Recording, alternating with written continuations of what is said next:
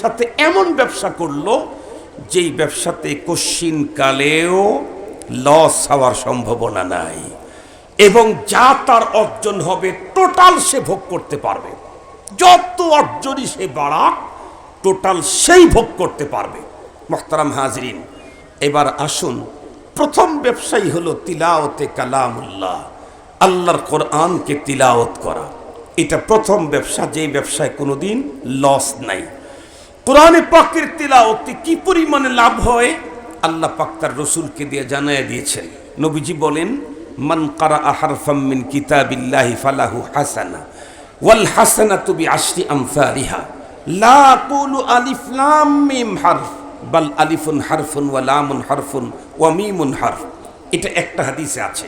অর্থাৎ কোরআনুল কারীম তেলাওয়াত করে আল্লাহ পাকের সাথে যদি কেউ ব্যবসা করে তাহলে তার লাভটা কেমন হবে এটা বোঝার আগে প্রথমে জানতে হবে ব্যবসার কিন্তু কিছু নিয়ম নীতি আছে। কথা বলেন ভাই, প্রত্যেকটা ব্যবসার কিছু নিয়ম আছে না? প্রত্যেকটা ব্যবসার নিয়ম আছে।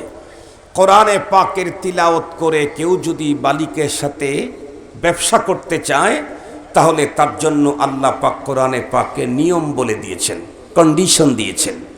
ওই কন্ডিশনে তেলাওয়াত করে মালিকের সাথে ব্যবসা করতে হবে। আপনি আপনার মতো করে তেলাওয়াত করবেন না। কি কন্ডিশন দিয়েছেন আল্লাহ পাকের কোরআন? আল্লাহ তাআলা বলেন, ওয়ারাত্তিলিল কুরআনা তারতিলা।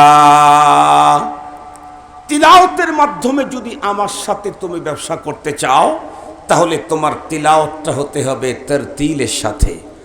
যেমন তেমন তেলাওয়াত দিয়ে কখনোই নেকি পাওয়া যায় না, আমার সাথে ব্যবসা হয় না।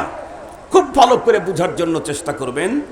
বর্তমান সময়ে আল্লাহ শুকুর ওয়াজ মাহফিলের মাধ্যমে অনেক ভালো কাজ হচ্ছে। অনেক যুবকদেরকে এখন দ্বীনের কাজে ইনভলভ দেখা যায়। মসজিদে যুবকদের সংখ্যা এখন বেড়ে গেছে।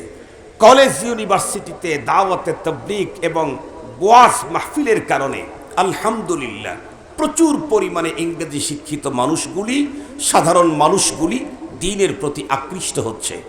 সেই সাথে আরও একটা জিনিস লক্ষ্য করা যাচ্ছে, ইদানিংকালে কিন্তু কোরআন শরীফ তেলাওয়াত করার প্রতি অতীতের তুলনায় মুসলমানদের আগ্রহ বেশি দেখা যাচ্ছে। অতীতের তুলনায় কোরআনে পাকে তেলাওয়াত করার প্রতি আগ্রহ এখন বেশি। তার বাস্তব প্রমাণ হলো, অতীতের আজ থেকে 20 বছর পূর্বে বাংলাদেশে কোনো নৈশ মাদ্রাসা ছিল না, বয়স্ক মাদ্রাসা ছিল না।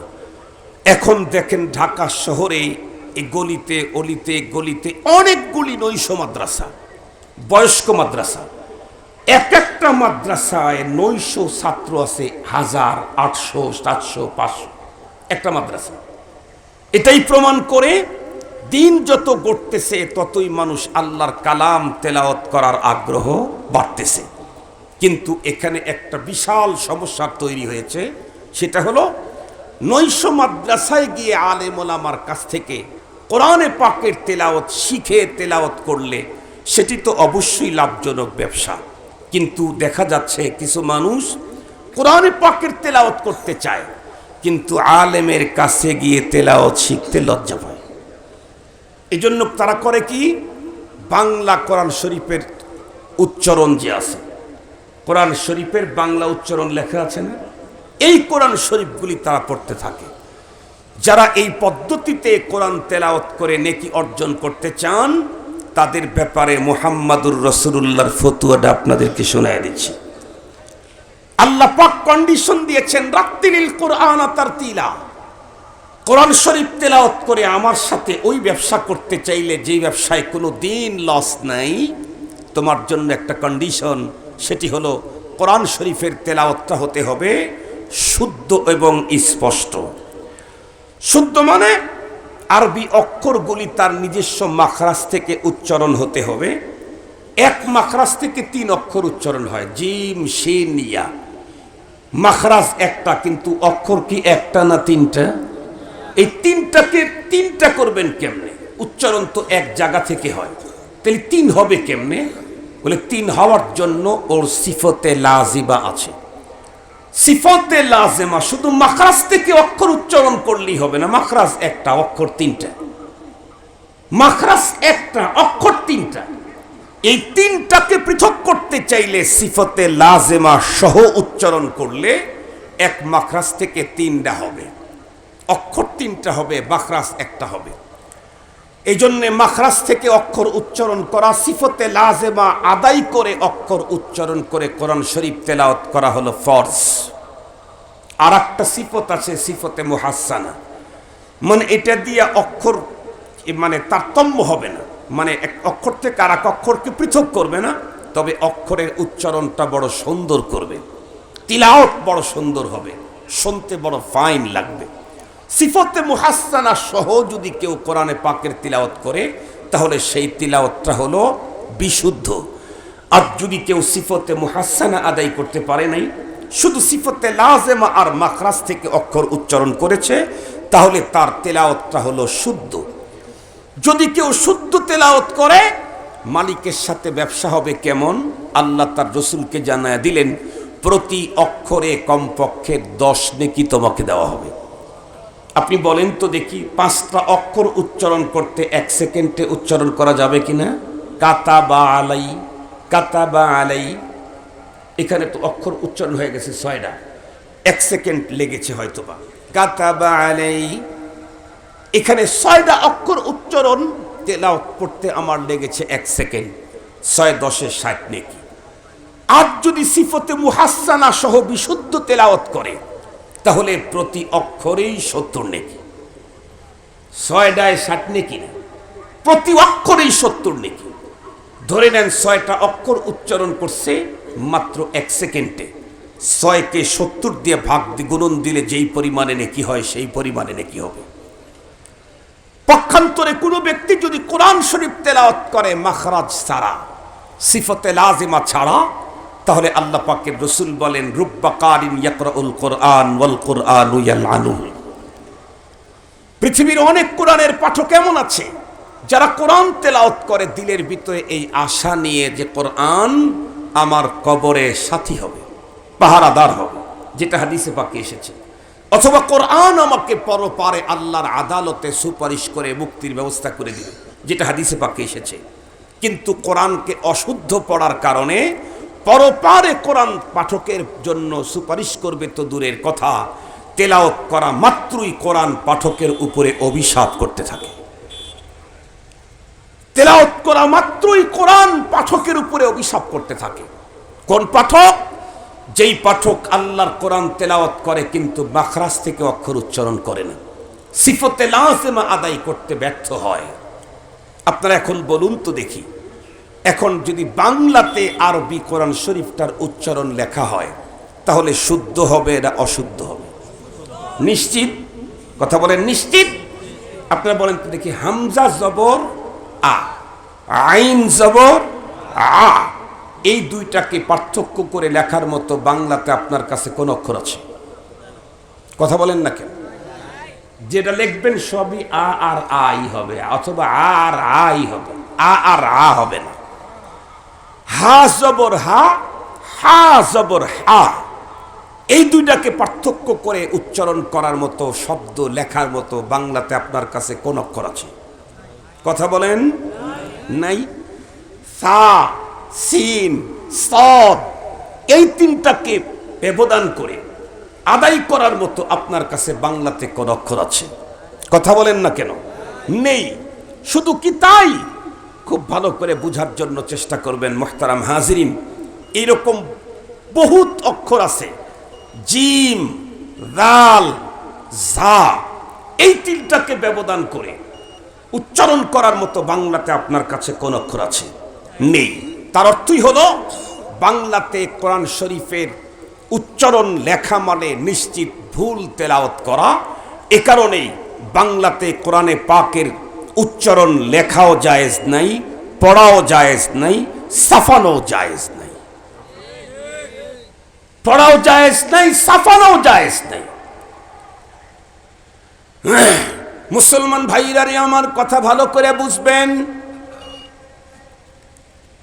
আল্লাহ পাকের কোরআন যদি কোনো মানুষ সহি শুদ্ধভাবে তেলাওয়াত করতে পারে তাহলে তো বন্ধুরা আমার কমপক্ষরে প্রতি অক্ষরে 10 নেকি। আর যদি টোটালটা বিশুদ্ধ তেলাওয়াত করে তাহলে প্রতি অক্ষরে 70টি নেকি। আর যদি কিছু শুদ্ধ কিছু বিশুদ্ধ পড়ে, আল্লাহ পাকের পয়গম্বর বলেন এই জাতীয় পাঠকের জন্য প্রতি অক্ষরে 40 নেকি। ভালো করে বুঝার জন্য চেষ্টা করবেন। এর চাইতে উন্নত ব্যবসা পৃথিবীতে আর কি হতে পারে? যেই ব্যবসা করার জন্য বন্ধুরা আমার কোরআনুল কারীমকে মুখস্থ পড়ার কোনো কন্ডিশন দেওয়া হয় নাই, দেখেই পড়তে হবে এমন কন্ডিশন দেওয়া হয় নাই। মসজিদের ভিতরে ঢুকে নির্ধারিত জায়গায় বন্ধুরা আমার ব্যবসা করতে হবে, তাও কন্ডিশন দেওয়া হয় নাই। এমনও বলা হয় নাই যে অজুর সাথেই পড়তে হবে, মুখস্থ পড়লে তাও দেওয়া হয় নাই। এমনও বলা হয় নাই কোনো জায়গায় বসে আরাম করে পড়তে হবে, পথ চলতে পড়া যাবে না, তাও বলা হয় নাই। এমনও বলা হয় নাই যে বসেই পড়তে হবে, শুয়ে শুয়ে মুখস্থ থেকে আল্লাহর কোরআন পড়া যাবে না, তাও দেওয়া হয় নাই। একদম উন্মুক্ত করে দেওয়া হলো। দেখে দেখে যদি পড়ো তাও নেকি, তুমি যদি দেখে না পড়ো মুখস্থ পড়ো তাও নেকি, নামাজের ভিতরে যদি পড়ো তাও নেকি, নামাজের বাইরে যদি তেলাওয়াত করো তাও নেকি, মসজিদের ভিতরে ঢুকে যদি পড়ো তাও নেকি, তুমি যদি বাইরে কোথাও পড়ো তাও নেকি, পথ চলতে চলতে হাঁটতে হাঁটতে যদি পড়তে থাকো তাও নেকি। শুধু কি তাই, এই ব্যবসাটা এত উন্নত মানের, তোমার ফ্যামিলির একজন পড়তে পারে আর 9 জন পড়তে পারে না। যারা পড়তে জানে না তারা যদি তোমার তেলাওয়াতটা সঠিক পদ্ধতিতে শ্রবণ করে, তুমি তেলাওয়াত করলে যেই নেকি, তারা শ্রবণ করলেও সেই নেকি। পৃথিবীতে যত উন্নত ব্যবসায়ী বলেন, খুব উন্নত ব্যবসা, ওই ব্যবসা যদি এদেশের সব মানুষ শুরু করে, তখন কি আর ওই ব্যবসা উন্নত থাকবে? কাঠটা কে কিনবে? সবাই ওই ব্যবসা শুরু করলো, তাহলে কাঠটা কে কিনবে? কিন্তু কোরআন তিলাওয়াত এমন এক ব্যবসা আল্লাহ দিলেন যে এদেশের প্রত্যেকটি মানুষ যদি এ ব্যবসা করে, ফ্যামিলির যত লোক এই ব্যবসায় জুটতে থাকবে, ব্যবসার লাভ পার্সেন্টেজ আরো বাড়তে থাকবে। সুবহানাল্লাহ বললেন না? যে এই এলাকার যত মানুষ সবাই যদি এক ব্যবসা করে, তাইলে ওই ব্যবসা চলবে কি? 3 জন করলে চলবে, 5 জন করলে চলবে, 10 জন করলে একটু কম লাভ হবে, 20 জন করলে আরো একটু লাভ কম হবে, 100 জন করলে হয়তো চলবে অথবা চলবে না। 1,000 মানুষ সবাই যখন করবে, তো কার মাল কে নিবে? সব পচে যাবে। কিন্তু রব যে ব্যবসা দিয়েছেন, ইয়াতলুনা কিতাবাল্লাহ, যারা কোরআনে পাকের তিলাওয়াত করে, তারা আমার সাথে এমনই একটা ব্যবসা শুরু করলো, তিজারাতান লান তাবুর, যে ব্যবসায় জীবনেও কোনোদিন লস আসার সম্ভাবনা নেই।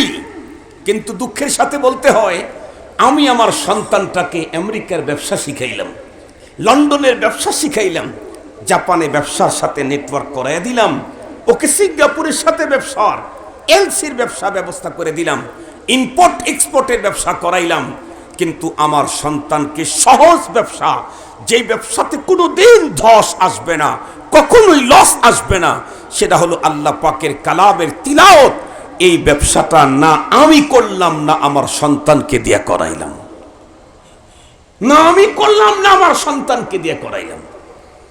অথচ এই ব্যবসা এমন, এক জায়গায় যদি এই ব্যবসা শুরু হয়, এর সফলতা আশেপাশের বাড়ি পর্যন্ত বিস্তৃত হতে থাকে। যেমন এখানে একটা ব্যবসার কেন্দ্র খুলে রাখছেন সৈয়দপুর হুসাইনে হাফিজিয়া মাদ্রাসা। কোরআনে পাকের তিলাওয়াত যখন শুরু হয়, ডাইরেক্ট আল্লাহ পাকের আরশ থেকে রহমত এবং নূর নাজিল হয় এই জায়গায়। যেই ঘরে কোরআনের তেলাওয়াত শুরু হয়, সেই ঘরে ডাইরেক্ট আসমান থেকে নূর নাজিল হয়।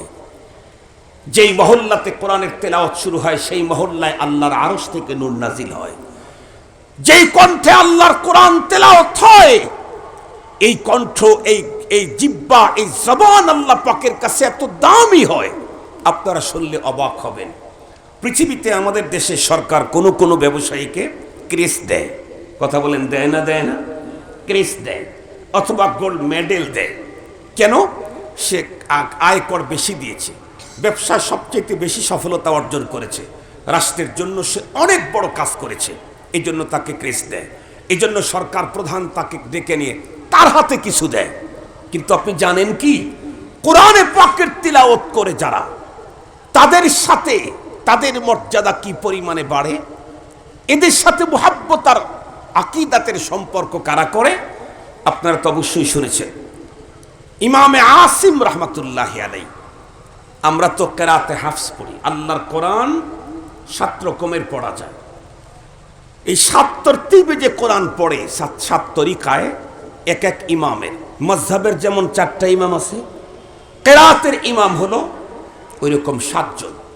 তার ভিতরে একজনের কেরাত আমরা পড়ি কেরাতে হাফস। আমরা যে কোরআন শরীফ যেভাবে পড়ি এটা কারি হাফস রহমাতুল্লাহি আলাইহির কেরাত। আরেকজন কারি ছিলেন আসিম, ইমামে আসিম রহমাতুল্লাহি আলাইহি। ওনার এক সময় হলো কি, উনি যখনই কোরআন তেলাওয়াত করেন, রাত হোক দিন হোক, ঘুম থেকে জেগে হোক, সকালবেলায় হোক, মুখ না ধুয়ে হোক, যখনই কোরআন তেলাওয়াত করেন তখনই ওনার মুখ থেকে এক প্রকারের সিরিয়াস রকমের সুগন্ধি বের হয়, সুঘ্রাণ বের হয়। এটা অবাক করা কাণ্ড।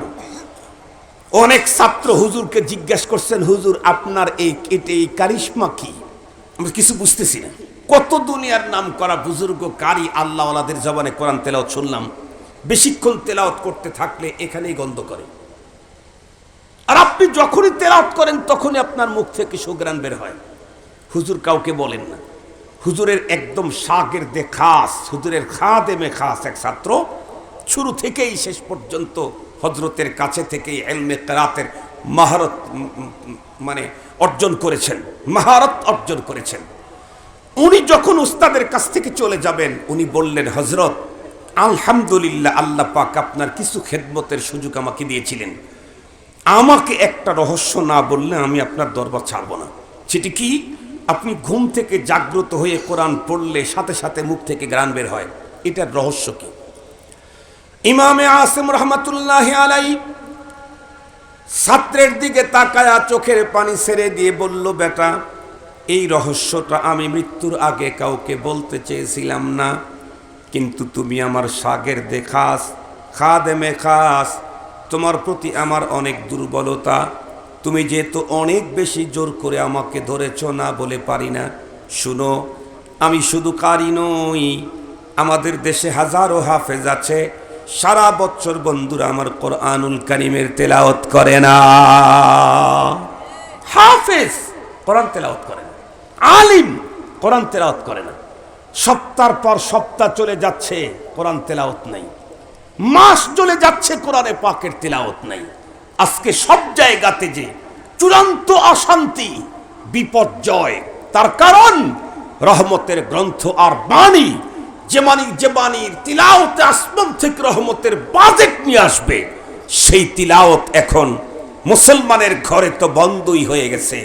উলামায়ে কিরামের ভিতরেও তেলাওয়াতটা কমে গেছে। আমি অনেক সময় বলি, আমরা 8 ভাই আলেম, এর ভিতরে হাফেজও আছে।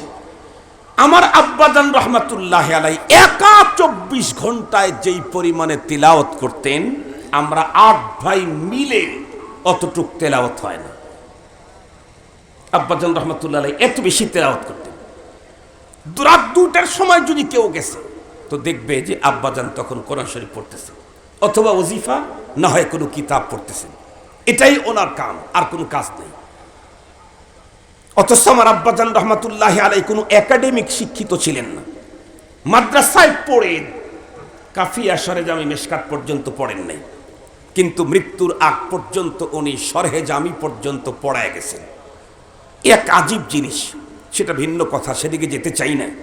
কোরআনে পাকের তিলাওয়াত তো খোদ উলামায়ে কেরামের ভিতর দেই নাই, সাধারণ পাবলিক কি তেলাওয়াত করবে? এ কারণে সব জায়গায় বিপর্যয়। যে কোনো মুসিবত হলেই আমরা দোয়া কবুলের জন্য খতমে কোরআন করি না? কথা বলেন না কেন? যে কোনো সমস্যা হলেই খতমে কোরআন করে দোয়া করি। তার অর্থই হলো কোরআন তেলাওয়াত মানেই রহমতের বাজেট। আর সেই তেলাওয়াত এখন আলেমদের ভিতরে নেই, অনেক হাফেজদের ভিতরে নেই। ওই রমজান মাস আসলে তেলাওয়াত করে। ইমামে আসিম রহমাতুল্লাহি আলাইহি বলেন, বেটা, আমি শুধুমাত্র কেবলমাত্র কোরআনে পাকের তিলাওয়াতের একজন কারি না, বরং কোরআনে পাকের তেলাওয়াতের একজন পাগল। আমি আমার জীবনের অধিকাংশ সময় আল্লাহ পাকের কোরআন তেলাওয়াতে কাটিয়ে দিতাম। একদিন আমি আল্লাহ পাকের কোরআন তেলাওয়াত করতে করতে করতে করতে ঘুমায় গেছি। ঘুমের ঘরে স্বপ্ন দেখি মুহাম্মাদুর রাসূলুল্লাহ সাল্লাল্লাহু আলাইহি ওয়াসাল্লাম নবীজি আমার কাছে এসে দেখে বললেন, আসেম, তোমার কণ্ঠে কোরআন শরীফের তেলাওয়াত বড় মজাদার, অনেক বড় চমৎকার, শুনতে যেমন শুদ্ধতা বিশুদ্ধতা তেমন, এজন্য আসো আমি পয়গাম্বার তোমার যেই ঠোঁট দুটি দিয়ে আল্লাহর কোরআন তেলাওয়াত করো ওই ঠোঁট দুটাকে আমি একটু চুমা খেতে চাই।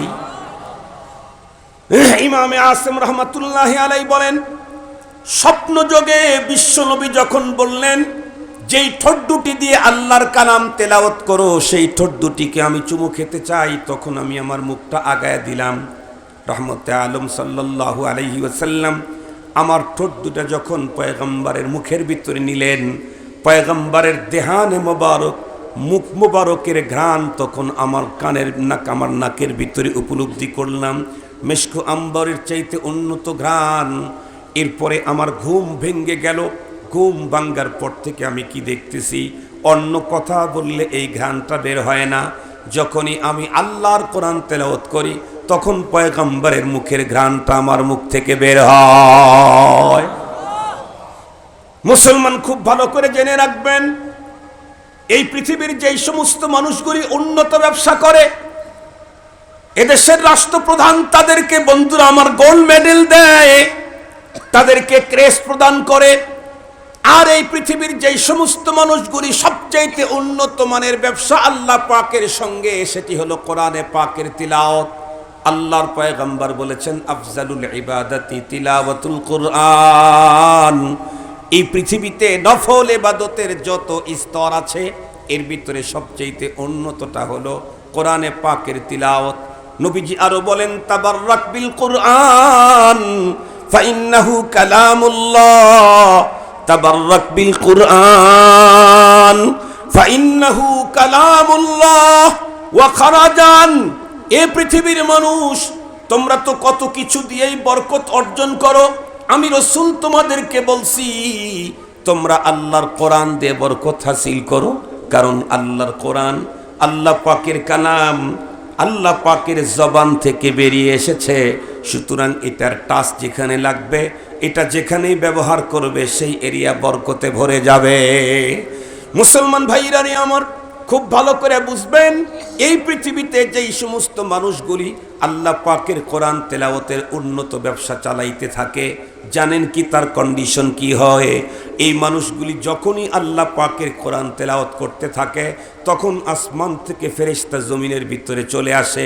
ওই লোকের কোরআন তেলাওয়াত ব্যবসার সিস্টেম দেখে, দেখতে দেখতে ফেরেশতা এক পর্যায়ে আবেগ আপ্লুত হয়ে কোরআন পাঠকের বন্ধুরা আমার ঠোঁটগুলি চুমু খেতে থাকে। আমি ব্যবসায় উত্তীর্ণ হলে আমাকে রাষ্ট্রপ্রধান ক্রেস্ট দিবে, গোল্ড মেডেল দেয়।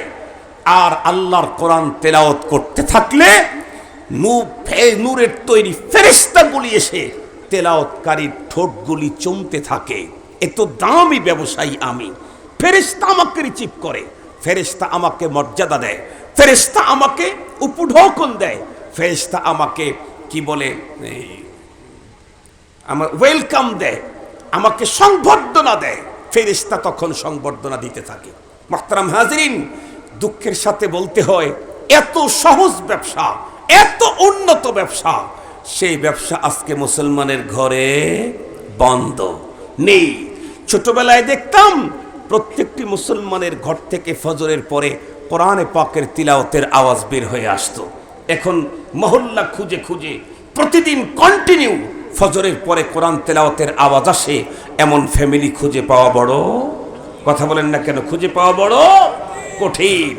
আপনারা জানেন কোরআনে পাক এমন পাওয়ারফুল এক জিনিস, কোরআনে পাক, এটার শুধু তিলাওয়াত যদি কোনো ব্যক্তি চালাইতে থাকে, দেখেন এই যে আমাদের দেশের আর্মি ভোটের সময় ভোটের আগ দিয়ে টহল দেয় না, ভোটের আগ দিয়ে টহল দেয় না, টহল দেয়। ওদের যখন টহল দেয় আপনারা লক্ষ্য করে দেখছেন কিনা, ওনাদের হাতে তখন একটা রাইফেল থাকে, যেই গাড়ির উপর দিয়ে যাচ্ছে একজন কিন্তু রাইফেল এভাবে করে রেখে দিয়েছে। আমি জিজ্ঞেস করেছিলাম একজনকে, উনি আমাকে একটা মেসেজ দিয়েছেন, সত্য হতে পারে, মিথ্যাও হতে পারে, তবে সত্য হওয়ার সম্ভাবনা বেশি। তাহকিক করি নাই আমি, তো বলে ফেলছি। তো আমি জিজ্ঞেস করলাম যে এভাবে যে ধরে থাকে, হঠাৎ করে যদি হাতের ইসে ফায়ার হয়ে যায় তাহলে তো মানুষ হয়ে যাবে। তো আমাকে একজন বলল, হুজুর, যেই মানে বন্দুক, যে রাইফেলগুলি এভাবে তাক করে রাখে, ওর ভিতরে কোনো গুলি ভরা থাকে না। কি ভরা থাকে না? গুলি ভরা থাকে না। কারণ গুলি ভরে যদি গাড়িভাবে চলতে থাকে, হঠাৎ করে একবার ব্রেক করে ফেললো, অতর্কিতভাবে সুইচ টিপা হয়ে যেতে পারে, তখন অনেক মানুষের প্রাণহানি ঘটবে। গুলিবিহীন শুধু রাইফেলটাই রেখে দিয়েছে। তারপরেও বলেন তো দেখি, এই রাস্তা দিয়ে যখন সেনাবাহিনীর গাড়ি আসে, আইন ভঙ্গ করে কেউ রাস্তার আশেপাশে থাকলে থাকে না ভেঙে চলে যায়? কথা বলেন না কেন? আর একটু জোরে বলেন। কি দেখছে? রাইফেল দেখছে, আসলে কিন্তু গুলি নাই। গুলিবিহীন রাইফেল এটা লাঠির চাইতেও দুর্বল। গুলিবিহীন রাইফেল লাঠির চাইতে দুর্বল না? লাঠি দিয়ে যতটুকুন কাজ করা যাবে, গুলিবিহীন রাইফেল দিয়ে সে কাজ করা যায় না। এরপরেও রাইফেল দেখলেই যারা দুষ্কৃতিকারী তারা সব ভেগে পালায়, আত্মগোপন করে। রাইফেল গুলি না থাকলেও যদি এটা দেখলে যদি অপরাধীরা আত্মগোপনে যায়, কোরআনুল কারীমের তর্জমা ব্যাখ্যা ভিতরের মগজ কিছুই বুঝি নাই, শুধু কোরআনের তেলাওয়াতটা রাইফেলটের মতো ধরে রেখেছি। এটার কারণে আল্লাহ আমাকে হাজারো ঈমানের উপরে আক্রমণকারী শত্রু থেকে, নাস্তিকার মুরতাদের আক্রমণ থেকে আমাকে হেফাজত করবে। শুধু তেলাওয়াতে, শুধু তেলাওয়াতে তর্জমা, তাহকিক, ব্যাখ্যা, রমজ গমজ আমক পর্যন্ত এগুলি যেতে হয় না, শুধু তেলাওয়াতেই এ কাজটা হয়। আজকে যদি প্রত্যেকটি ফ্যামিলিতে সবাই মিলে এই উন্নত ব্যবসাতে যোগদান করা যেত, তাহলে আমাদের নসিব কতই না ভালো হতো। আসেন, এ গভীর রাত্রে আমরা নিজেরা নিজেদের সাথে চুক্তি করি। ওই যে টয়টা অমুক ভাই, মনে আছে না আপনাদের? উনি নিজেই চুক্তি করছেন, আর দুনিয়ার জন্য এত এত এভাবে দৌড়াদৌড়ি করব না, যদি করতেই হয় তো আখেরাতের জন্য। আসেন নিজেরা চুক্তি করি, আগামীকাল সকাল থেকে এত উন্নত মানের ব্যবসা আমিও ছাড়ব না, আমার স্ত্রীকেও এর লস হতে দেব না, আমার সন্তানকেও এই ব্যবসা থেকে দূরে থাকতে দেব না। আসেন প্রত্যেকের সিনাতে আল্লাহ পাকের কোরআন ঢুকায় দেন, আর প্রতিদিন মালিকের সাথে এই সফল ব্যবসাতে আমরা প্রত্যেকেই যোগদান করি। সকাল সন্ধ্যা কমপক্ষে 2 টাইম, 24 ঘন্টায় 2 বার আল্লাহ পাকের সাথে ব্যবসা করতে থাকলে দুনিয়ার সফলতা, আখিরাতের নাজাত নিঃসন্দেহে আমার কদম চুমবে। লম্বা কথা আর বলতে চাই না। আল্লাহ পাকের সাথে যে ব্যবসা কোনো দিন লস হওয়ার সম্ভাবনা নেই, এই জাতীয় একটা ব্যবসা হলো আল্লাহর কোরআনের তেলাওয়াত। মনে থাকবে তো ইনশাআল্লাহ? মনে থাকবে তো ইনশাআল্লাহ? এই ব্যবসাটা আমরা করব তো ইনশাআল্লাহ। সকাল সন্ধ্যা কমপক্ষে পারলে প্রতিদিন এক পারা করে পড়ি, না পারলে কমপক্ষে 1 রুকু পড়ি। তাও যদি না সম্ভব হয়, কমপক্ষে প্রতিদিন 1 পৃষ্ঠা করে কোরআন অবশ্যই পড়ব, কন্টিনিউ করব। খায়রুল আমালে মা দিম আলাইহি ওয়া ইন কাল্লা। রাসূল করিম সাল্লাল্লাহু আলাইহি ওয়াসাল্লাম ইরশাদ করেছেন, সর্বশ্রেষ্ঠ আমল হলো ওইটা যেটা কন্টিনিউ হয়, যদিও কম হয়, কন্টিনিউ হয়। আজকে 1 পারা পড়লাম, 3 দিন আর খবর নাই, পরের দিন 3 পারা পড়লাম, 9 দিন আর খবর নাই। ওর চাইতে দৈনিক 1 পৃষ্ঠা করে পড়া অনেক বেশি ফায়দা। আসেন, আমার কাছে অনেক সময় কলেজ ইউনিভার্সিটির ছেলে, তাদের অভিভাবকেরা আমার কাছে নিয়ে আসে, হুজুর ছেলেটার জন্য একটু দোয়া করেন। তা আমি ওদেরকে বুঝাই, বলে দেখো, একটা কম্পিউটার চলতে চলতে যখন হাঁপায় যায় তখন কি করে? রিফ্রেশ দেয় না? একটা মোবাইল চলতে যখন হাঁপায় যায়, একেবারে স্লো হয়ে গেছে, আর কাজ করে না ঠিক মতো, তখন রিস্টার্ট দেয় না? দেওয়ার সাথে সাথে কি হয়ে যায়? ওইটা আবার আগের মতো হয়ে যায়, ওর ভিতরে পাওয়ার চলে আসে।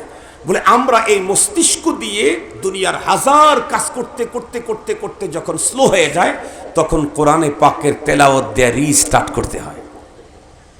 তখন আবার এই মস্তিষ্কের ভিতরে আল্লাহ তাআলা গতি তৈরি করে দেন। এই জন্য প্রতিদিন 2-3 বার রিফ্রেশ দাও, রিস্টার্ট করো। মস্তিষ্ককে রিস্টার্ট করতে চাইলে, রিফ্রেশ দিতে চাইলে কোরআনে পাকের তেলাওয়াতের এই অপশনে গিয়ে দিতে হবে। অন্য অপশন দিয়ে অত উন্নত হবে না। আল্লাহ পাক আমাদের সকলকে এই উন্নত ব্যবসার সাথে ইনভলভ হওয়ার তৌফিক দান করুক, মৃত্যুর আগ পর্যন্ত এই ব্যবসা নিয়মিত করার তৌফিক দান করুক। ওয়া আখিরু দাওয়ানা আনিল হামদুলিল্লাহি রাব্বিল আলামিন। আসসালামু আলাইকুম ওয়া রাহমাতুল্লাহি ওয়া বারাকাতুহু।